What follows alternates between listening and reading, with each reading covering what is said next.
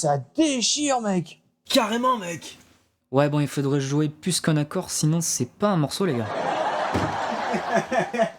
Bonne nouvelle, les gars, je vous signe un single. Ça déchire, mec. Carrément, mec. Vous avez une semaine pour me pondre un truc original. Je compte sur vous. Oh non, ça craint, mec. Et carrément, c'était le seul accord que je savais jouer.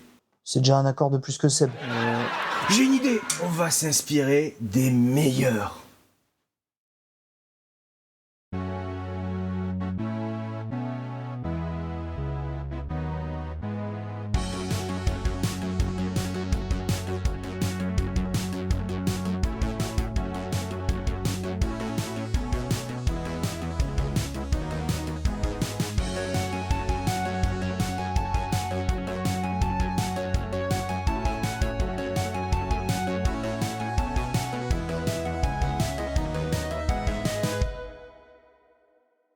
Bonjour à tous, croyez-le ou non, mais à côté du jeu vidéo, j'ai une autre passion, la musique. Et oui, bercé dès ma plus tendre enfance par du AC/DC, biberonné à l'Iron Maiden, élevé par Black Sabbath. Et malgré tout ça, je suis passé complètement à côté du mythique Brutal Legend. En réalité, j'ai découvert le jeu grâce à ce bon vieux Bob Lennon. Bonsoir, je suis Bob Lennon. Et clairement, ce jeu avait tout pour me plaire. Le jeu développé par avec à sa tête Tim Schafer, le monsieur derrière The Psychonaut. Et le nom du jeu date de 1994, comme l'opposé de Monkey Island. Le concept a mis du temps à germer, entre la vision de fantasy metal, roadies et la culture metal visuelle et sonore. L'idée a vraiment pris vie après Psychonaut en 2005. Schafer voulait faire un RTS à la Herzog's Way, sorti sur Mega Drive en 1989. Il adorait la capacité à piloter son unité tout en manœuvrant l'armée. L'idée était de mêler ça au heavy metal avec des unités à gérer inspirées de cette culture. Le tout guidé par un roadies badass. La création artistique a démarré en mode jamboree.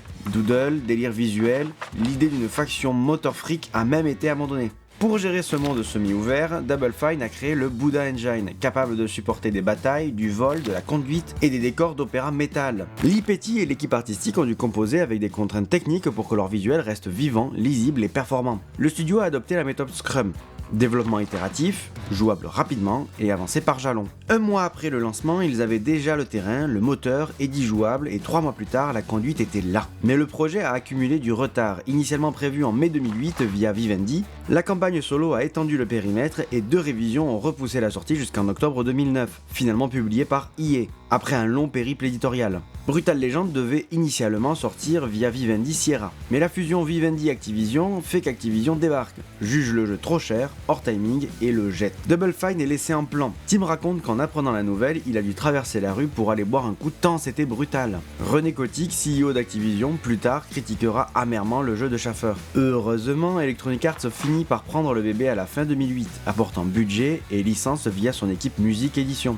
Et ça a permis d'obtenir les 107 morceaux officiels, passage clé de l'expérience.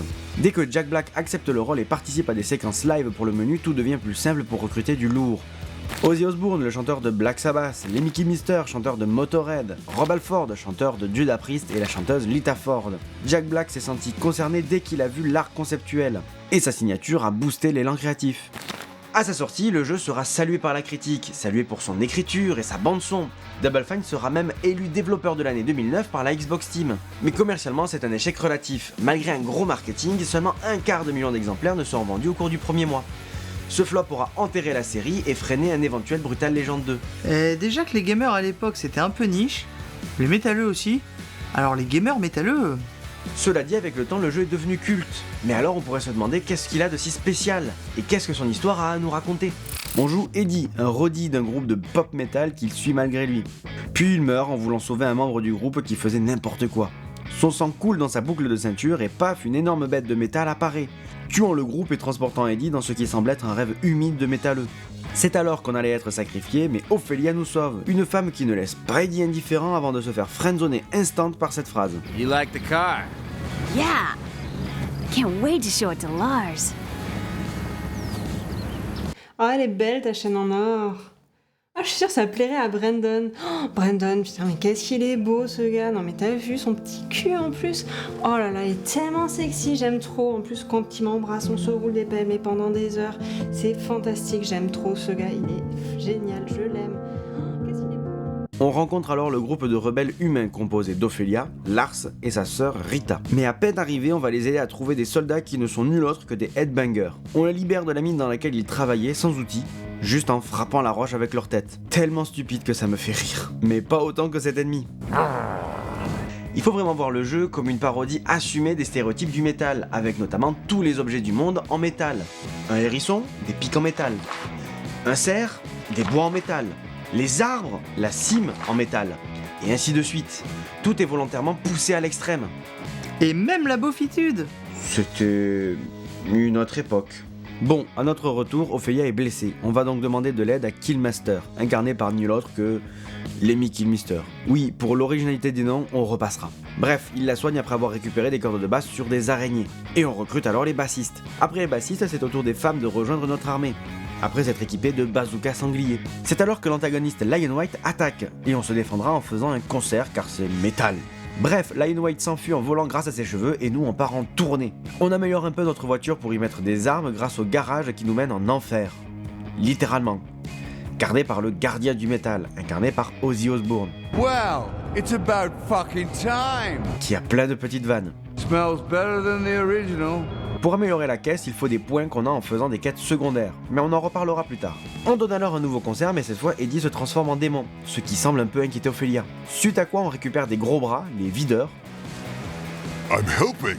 et on rencontre des Rodis, une unité tellement discrète qu'elle est invisible pour l'ennemi. Tous ces événements et le risque d'une potentielle mort nous rapprochent d'Ophélia et on l'embrasse bien que tout le monde se méfie d'elle. His chest.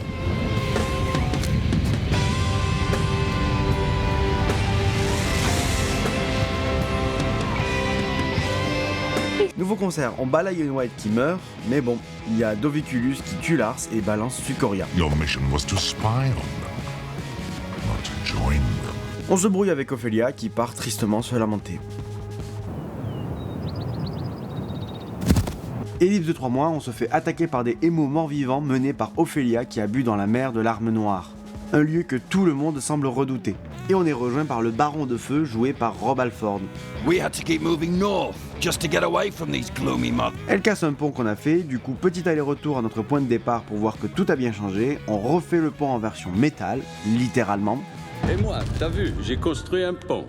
Qu'est-ce que ça m'a pris? Quoi? 10 secondes. 11 à tout péter. Et on accède à une zone tropicale. Là on y dompte des monstres avant de se faire capturer par des Zolias, des sortes d'Amazones. Juste avant d'être tué, on découvre que le père de Eddie, Ragnarok, était un personnage important de l'histoire ayant participé à la dernière guerre des Larmes Noires aux côtés des Zolias. Alors leur reine Rima, interprétée par Lita Ford, accepte de rejoindre Eddie. On s'approche de la mer de l'Arme Noire et on affronte plusieurs fois Ophélia. On va pour l'affronter en 1v1 mais Doviculus débarque, nous apprend que Sucoria n'était pas Ophélia mais notre mère qui s'était rapprochée de notre père avant de voyager vers le futur, d'où le côté démon. Puis Doviculus arrache le cœur d'Ophélia qui meurt. Concert contre Doviculus, affrontement 1v1 contre Doviculus, décapitation... On tombe dans la mer de larmes, on retrouve Ophélia, on la sauve, elle nous sauve, bisous. Gros stuff où personne ne parle de ce qu'on a fait, mais c'est pas grave car on est un Roddy et on part en bagnole.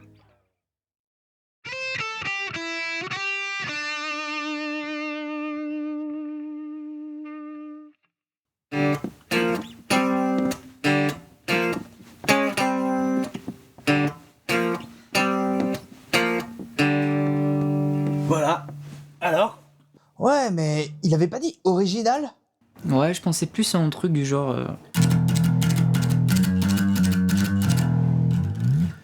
Mec, je crois qu'il manque des cordes sur ta guitare. Mais c'est Ah, une... sinon, moi je fais genre. Ouais, vas-y. Et je pourrais jouer par-dessus.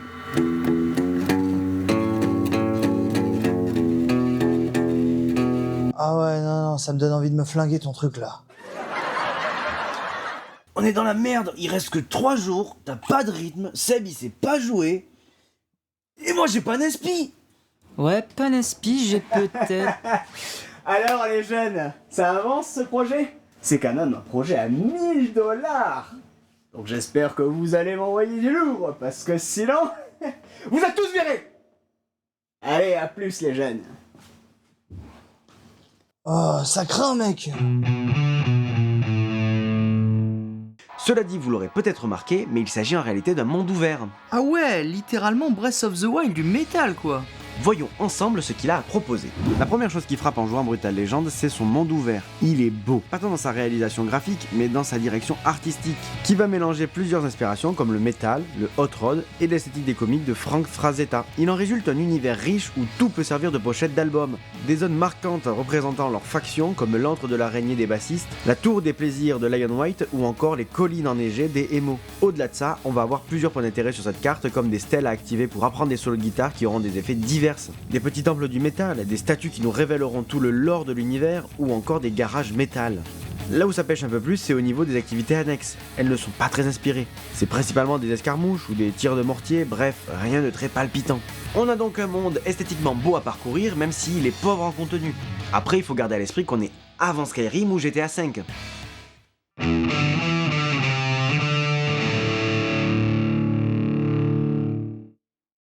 Et boum, as de pique, ma gueule. Bon les gars, je crois que j'ai une idée là. Quoi? J'accorde ma batterie. Bon les gars, je crois que j'ai une idée. On va faire une chanson qui parle de la mort. Oh, ça déchire, mec. Mais le producteur veut un truc original. Ok, original.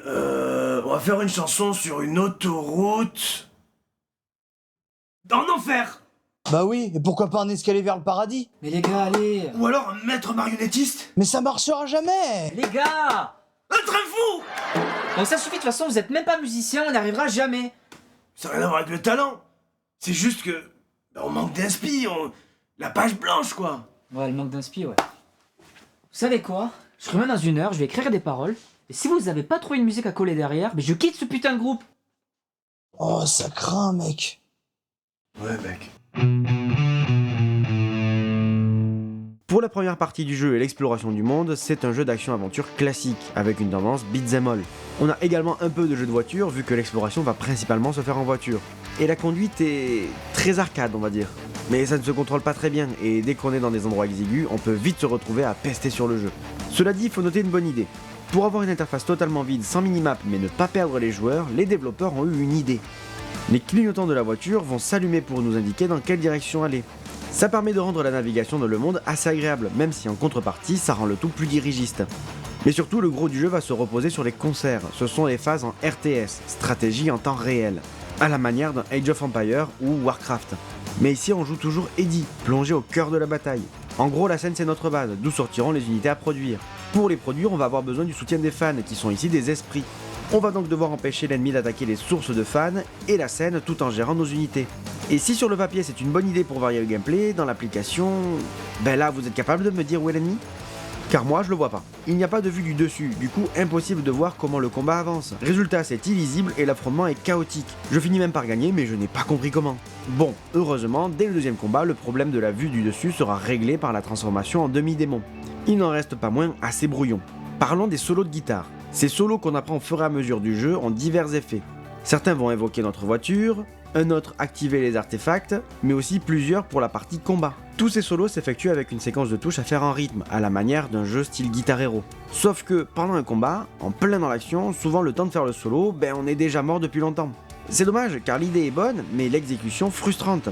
Je ne demande pas à ce que l'action se stoppe pendant qu'on le fait, mais un bullet time aurait été une bonne idée je pense.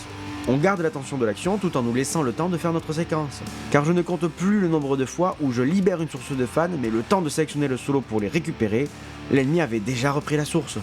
En bref, les phases en RTS, c'est sympa mais mal exécuté. C'est dommage. Cela dit, le jeu n'est pas à jeter. La bande son est juste jouissive si tant est qu'on aime le rock metal. Les apparitions des stars du rock seront vraiment un plus pour les fans et les personnages sont attachants. Comme dans le simulateur de youtubeur où tu peux croiser Inoxtag? Trop stylé! Ouais. C'est vraiment un jeu de métalleux pour les métalleux. Malheureusement, les ventes n'ont pas été au rendez-vous, et c'est vraiment dommage parce que le studio avait déjà commencé à travailler sur une suite et ils étaient motivés. Allez les gars, c'est parti. Je vous écoute. Et je vous préviens, ça a intérêt à être bien. Allez les gars, 1, 2, 3, 4.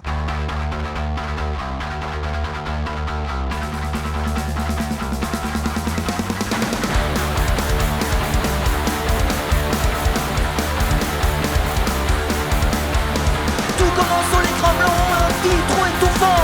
Tu penses trop, hésites trop, ce n'est jamais trop bon.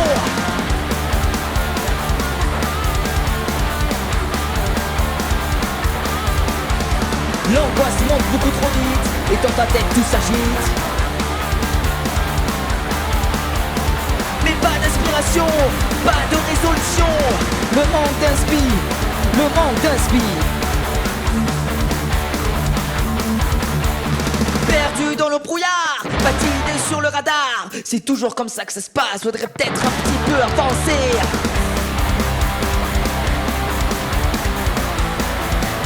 Allez, c'est l'heure de se lancer.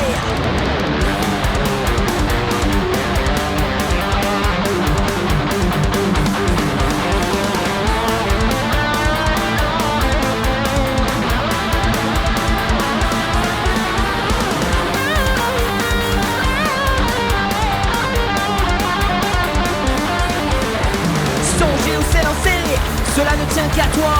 Cherche tous les peines, cherche rien et freine. Le monde inspire, le monde inspire.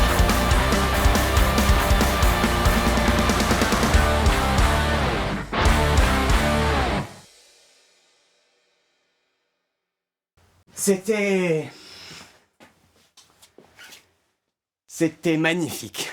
Vous allez me rendre... Vous rendre riche. Oh, ça déchire, mec. Par contre, tu feras gaffe, gamin. Il manque des cordes à ta guitare. Tout commence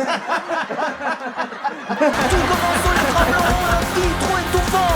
Tu penses trop, hésites trop, ce n'est jamais trop bon.